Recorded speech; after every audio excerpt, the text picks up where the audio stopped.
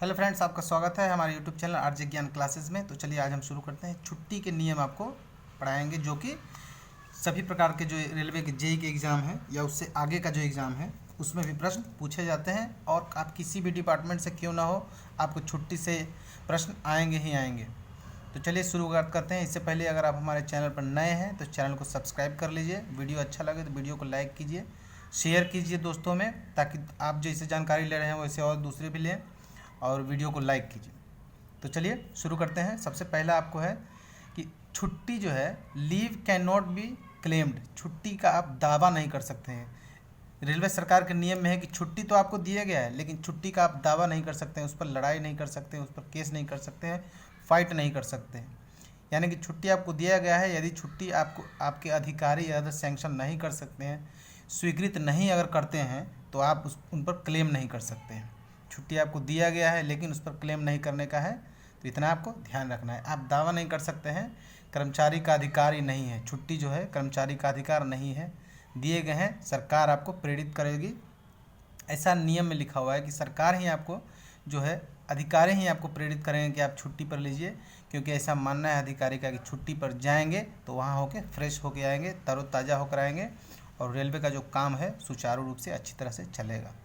तो छुट्टी के प्रकार में चेंज नहीं कर सकता अधिकारी, लेकिन आपको छुट्टी सैंक्शन नहीं करने का अधिकार उसको है। और पहली प्राथमिकता छुट्टी देने में ही है। कहीं कहीं क्या होता है कि वर्कर्स कम है और काम रुक जाने की वजह से छुट्टी देना मुश्किल है, तो उसमें कर्मचारी को बुला कर उसको प्रायोरिटी चेक किया जाएगा कि प्राथमिकता दी जाएगी कि किसको क्या ज़रूरत है, कौन सा एम्प्लॉय को पहले ज़रूरत है, तो उसको छुट्टी दें। और सीरियल वाइज एक एक करके दें, एक जाए तो एक आए, एक जाए तो आए, एक आए। इस तरह का रूल्स है। लेकिन ये सब आपको जानकारी के लिए बातें हैं। इन सब बातों से जो है परीक्षा में किसी प्रकार के प्रश्न नहीं आएंगे। मेन आपको ये है कि leave can not be claimed. आप दावा नहीं कर सकते हैं, आप कर्मचारी का अधिकारी नहीं है। तो चलिए शुरू करते हैं। पहला छुट्टी है एलएपी। बहुत ही कॉमन है, सबको मालूम है, जो जो एम्प्लॉय हैं, जो भी ज्वाइन किए हैं, सबको मालूम है कि एलएपी 15-15 मिलता है, 1 जुलाई में और 1 जनवरी में। तो इसके बारे में नौकरी करते करते सबको मालूम हो जाता है, फिर भी हम बताते हैं। हो सकता है कुछ इसमें से कुछ बातें आप नहीं जानते हो। तो एलएपी जो है, इसका फुल फॉर्म है लीव ऑन एवरेज पे। ये क्या है? 30 दिन, एक साल में 30 दिन के लिए दिया जाता है। 30 दिन का एक साल में आपको मिलेगा। एक आपको 1 जनवरी को मिलेगा 15, और एक 1 जुलाई को मिलेगा 15। दो 15-15 किस्त में मिलेंगे और 30 हो जाएंगे।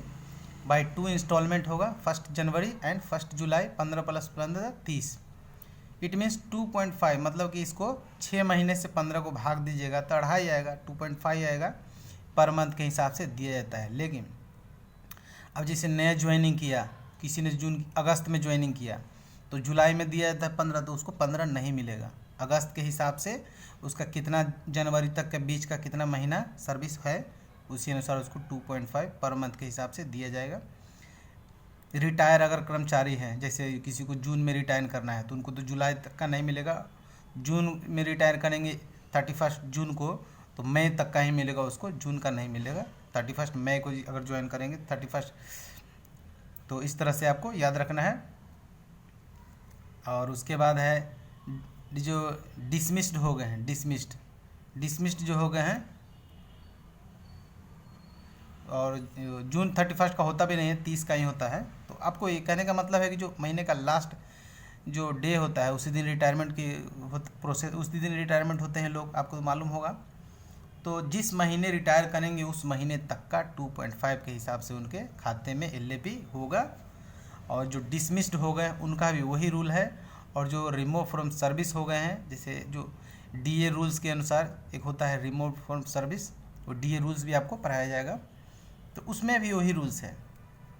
उसके बाद क्या है? You can balanced at every month, मतलब कि हर महीने उसको आप अगर नहीं लिए तो वो बैलेंस होता गया एवरी मंथ और एवरी ईयर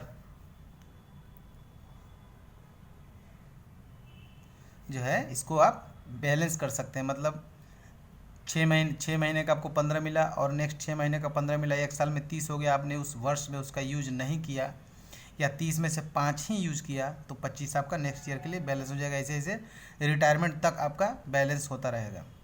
उसके बाद है मैक्सिमम बैलेंस जो है 300 एलएपी। 300 एलएपी आप बैलेंस कर सकते हैं, इसलिए क्योंकि आपको रिटायरमेंट में 300 LAP का उस समय का जो आपका बेसिक रहेगा उसके हिसाब से ये 300 LAP का पैसा आपको मिल जाएगा। उसके बाद मैक्सिमम जो है गारंटेड कितना आपको LAP एक बार में सेंक्शन हो जाएगा, दिया जाएगा, तो 180 दिन का है, लेकिन इसमें भी कुछ रूल्स हैं, वैसे ही आपको 180 दिन का नहीं मिलेगा। कंटिन्यू लीव है, मतलब कि आपको बीच में संडे पड़ गया या सरकारी छुट्टी किसी प्रकार की पड़ गई तो वो भी आपका छुट्टी में ही जाएगा, आपका LAP में ही कटता रहेगा। ये सब आपको मालूम होगा। You can't add LAP plus CL। LAP अगर आप लगाए हैं लीव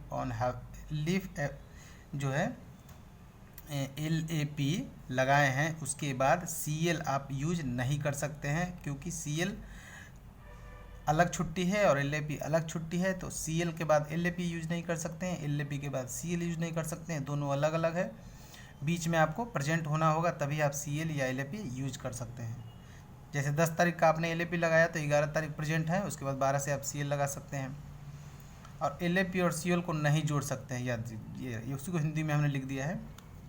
उसके बाद workshop staff can't apply half, workshop staff can apply half day LAP and CL। Workshop में एक अवसर दिया गया है जो प्रोडक्शन यूनिट वर्कशॉप का है, वहाँ एक मौका है कि हाफ डे भी CL और LAP वर्कशॉप के लोग लगाते हैं। जो वर्कशॉप के होंगे, जो हमारे स्टूडेंट, उनको समझ में आ रहा होगा, और जो ओपन लाइन होंगे उनको नहीं मालूम होगा तो उनको बता देते हैं कि वर्कशॉप में जो है हाफ डे CL भी लगा सकते हैं, हाफ डे LAP भी लगा सकते हैं, ये अलाउ है। तो इस तरह से आप लीव ऑन एवरेज पे के बारे में जान गए। उसके बाद देखिए LHAP, देखिए LHAP अर्ध औसत वेतन छुट्टी इसका है, अर्ध औसत लीव ऑन हाफ एवरेज पे। लीव ऑन एवरेज पे था, वो लीव ऑन हाफ एवरेज पे है। ये 20 दिन एक साल में आपको मिलेगा, 20 दिन। दूसरा छुट्टी LHAP जो है मेडिकल के व्यू से है, 20 दिन एक वर्ष में आपको मिलेगा बाय 2 इंस्टॉलमेंट। ये भी 2 इंस्टॉलमेंट में सेम उसी तरह मिलता है। ये 1 जनवरी और 1 जुलाई को 10 + 10 यानी 20 हो जाता है। इट मीन्स इसको आप डिवाइड कीजिएगा तो 5/3 आएगा पर मंथ, यानी कि 1.6 पर मंथ आपको मिलेगा। और ये इसको बैलेंस, इसको ये भी जमा होते रहता है। अगर आप नहीं ले रहे हैं तो आपको जमा होते होते 500 600 बहुत तक जा सकता है, लेकिन इसका रिटायरमेंट में इसको आपका पैसा इसमें नहीं मिलेगा। मैक्सिमम बैलेंस नो लिमिट है, इसमें होता ही रहेगा। ये कोई बहुत बड़ी बीमारी से ग्रसित हो गए, 4-5 महीने का जो बीमारी हो गया, उसमें ये बहुत काम का है। इसलिए आपको अगर इस प्रकार का लीव है तो इसको सेव करके रखिए। मैक्सिमम जो है गारंटेड 24 महीने का दिया सकता है, on basis of medical certificate के आधार पर आपको 24 महीने का मैक्सिमम दिया जा सकता है। आपको प्रश्न पूछेगा कि जो LHAP है वो मैक्सिमम कितना गारंटेड होगा, तो 24 मंथ्स। कंटिन्यू लीव ये भी है, बीच में संडे या किसी प्रकार की छुट्टी हो तो भी ये आपका चलता रहेगा। You can't add LAP, LHAP और CL को भी आप ऐड नहीं कर सकते हैं। LHAP के बाद CL नहीं लग सकते हैं, बट LAP और LHAP को ऐड कर सकते हैं। लेकिन जो छठा वेतन आयोग था उसमें एक नया नियम दिया है। उसमें दिया है कि यदि आपका LAP 300 नहीं हो रहा है, रिटायरमेंट के समय 300 आपका LAP नहीं है, तो LHAP में से थोड़ा जोड़ कर आपको पूरा किया जाएगा, ताकि आपका वेतन रिटायरमेंट के समय मिले, पैसा मिले। तो चलिए आप LHAP के बारे में जान गए। उसके बाद देखिए CL, देखिए CL कैजुअल लीव, जो आपको CL कार्ड रहता है, कार्ड के ऊपर मिलता है, जिसका रिकॉर्ड जहाँ आप काम कर रहे हैं वहीं तक रहता है, उसका रिकॉर्ड बहुत दूर तक नहीं रहता है। तो देखिए CL कैजुअल लीव है, बहुत ही इम्पोर्टेंट है, बहुत ही ज़रूरत का चीज़ है, इसको वेस्ट नहीं कीजिए। इसको एकदम कभी भी आप लगा के, अब कभी भी आपको नहीं आने का मन है CL यूज कर सकते हैं, इसमें आपको कोई रोक टोक नहीं होगा। लेकिन 24 घंटे के पहले आपको इन्फॉर्म करना होगा कि हम CL यूज कर रहे हैं आज का। और ये क्या है, 10 जो डेज का दिया जाता है, लेकिन वर्कशॉप में 8 ही दिया जाता है। ये ओपन लाइन में जो है 10 का दिया जाता है, वर्कशॉप में 8 का दिया जाता है। PH जो एम्प्लॉय है फिजिकल हैंडीकैप को दिया जाता है 4 एक्स्ट्रा दिया जाता है, यानी कि जहाँ 10 होगा वहाँ 14 होगा, जहाँ 8 होगा वहाँ 12 होगा। विकलांगों को जो है 4 अधिक दिया जाता है, अधिक। न्यूली ज्वाइनिंग वाले हैं, जो नया नया ज्वाइन किए हैं, उनको भी पूरा दिया जाएगा। जो वहाँ का नियम है, जहाँ 8 का या 10 का जो भी नियम है, और नया ज्वाइन किए हैं, अगर आप जून में भी ज्वाइन किए हैं, जुलाई में भी ज्वाइन किए हैं, जनवरी फरवरी मार्च में कभी भी ज्वाइन किए हैं, तो ये नहीं कि आपका जनवरी में ज्वाइन नहीं किए तो नहीं मिलेगा, ऐसा नहीं है, आपको पूरा दिया जाएगा। इससे पहले इसमें पहले से विद्यमान छुट्टी को नहीं जोड़ा जाता है। मतलब कि आप पहले से कोई छुट्टी सीएल बाकी है और साल ख़त्म हो गया तो उसको यूज नहीं कर सकते, वो लैप्स हो जाता है। और पहले से जो छुट्टी है, मतलब कि सीएल एलएपी लगा के आप कहीं गए हैं और उसके बाद सीएल नहीं लगा सकते, वो तो पहले हम आपको बता चुके हैं। उसके बाद है कि ये सेव नहीं, मतलब जमा नहीं होता है। एक साल 1 जनवरी से लेकर 31 दिसंबर तक आपने अगर सीएल का यूज़ कर लिया तो अच्छी बात है, नहीं यूज़ किया तो आपका लैप्स हो गया, ख़त्म हो गया। और कोई सर्विस में अच्छा रिकॉर्ड भी नहीं, ऐसा नहीं है कि हम छुट्टी नहीं लिए तो हम अच्छा सर्विस रिकॉर्ड होगा, ऐसा कुछ भी नहीं है। नो कंटिन्यू लीव है, मतलब कि आप बीच में आप शनिवार को सीएल लगाएं, सोमवार को सीएल लगाएं, संडे छुट्टी था 2 सीएल लगा के आप 3 दिन कहीं भी जा सकते हैं, कुछ भी कर सकते हैं। और अगर मंगलवार को भी छुट्टी है तो एक बुधवार को लगा के सोमवार और बुधवार लगा के आप शनिवार को निकल गए ड्यूटी करके, संडे छुट्टी है, सोमवार को लगाएं, मंगलवार छुट्टी है, बुध को लगाएं, 2 छुट्टी लगाएं, शनिवार ड्यूटी करके आप गुरुवार को आ सकते हैं। कहने का मतलब है कि आपको छुट्टी जिस दिन रहेगी उस दिन ये नहीं लगेगा सीएल। मैक्सिमम गारंटेड का मतलब पूरा आपको एक बार ले सकते हैं, इसमें कोई हर्ज नहीं है, लेकिन आप पूरा नहीं लीजिए, ये बहुत ही काम का छुट्टी है। कभी कभी आपको छुट्टी नहीं मिलेगा, उस पीरियड में आप सीएल लगा सकते हैं, तो आपको नहीं कुछ बोला जाएगा। ये जमा नहीं होता है, 31 दिसंबर के बाद समाप्त हो जाता है। तो बता दिए किसी परिस्थिति में लिया जा सकता है, लेकिन 24 घंटे के भीतर सूचित करना आवश्यक है। अब देखिए और सीएल है कि कम्यूटेड लीव है, और एक सीएल कम्यूटेड लीव। कम्यूटेड मतलब समपरिवर्तित छुट्टी। ये छुट्टी इस प्रकार का है कि आप घर पर गए, घर पर किसी प्रकार की छुट्टी लेकर गए, आपको क्या हुआ, तबीयत ख़राब हो गया, एलएपी लेके गए, तबीयत ख़राब हो गया, ज़्यादा दिन छुट्टी आपका लग गया, तो आपको करना क्या है, वहाँ से आना है, वहाँ से किसी न किसी हॉस्पिटल में आप चेक करा रहे होंगे, वो हॉस्पिटल का पर्ची लेके आना है, रेलवे हॉस्पिटल में दिखाना है, वहाँ से आपको फिट फॉर ड्यूटी का देगा एक मेमो, वो फिट फॉर ड्यूटी मेमो ले जाके आपने ऑफिस में जमा कीजिए। और जितना दिन आपका बीच में एब्सेंट बचा उसमें LHP का दुगना उसमें से काट लिया जाएगा। अगर 10 दिन आप एक्स्ट्रा एब्सेंट रहें या 20 दिन रहें तो 40 LHP काट के आपको LHP काट के 20 दिन का पेमेंट दिया जाएगा, फुल पेमेंट मिलेगा, LHP दुगना। इसका तो हाफ नाम ही है, आपको मालूम है, लीव ऑन हाफ एवरेज पे, तो इसका हाफ का फुल बनाने के लिए डबल काट लिया जाएगा, यही है। इसमें भी कुछ ट्विस्ट है।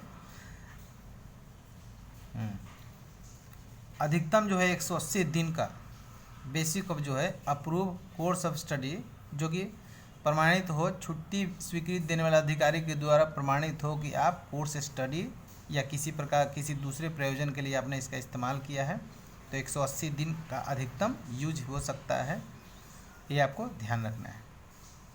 मतलब इतना आपको ध्यान रखना है कि मैक्सिमम 180 डेज, मैक्सिमम 180 डेज़ का जो कम्यूटेड लीव है वो मैक्सिमम 180 डेज़ का, यही आपका इम्पोर्टेंट है, अधिकतम दिया जा सकता है। उसके बाद है LND, लीव नॉट ड्यू। अगर आपके पास लीव नहीं है तो लीव नॉट ड्यू मतलब आपके पास लीव नहीं है, तो इसको कहा जाता है अनार्जित छुट्टी। अनार्जित छुट्टी, यदि आपके खाते में किसी भी प्रकार की छुट्टी न हो और गंभीर रूप से बीमार हो और आप चिकित्सक की सलाह पर घर में या अस्पताल में इलाज करा रहे हैं, ठीक है, तो आपको ये छुट्टी दी जाएगी, यह मानकर छुट्टी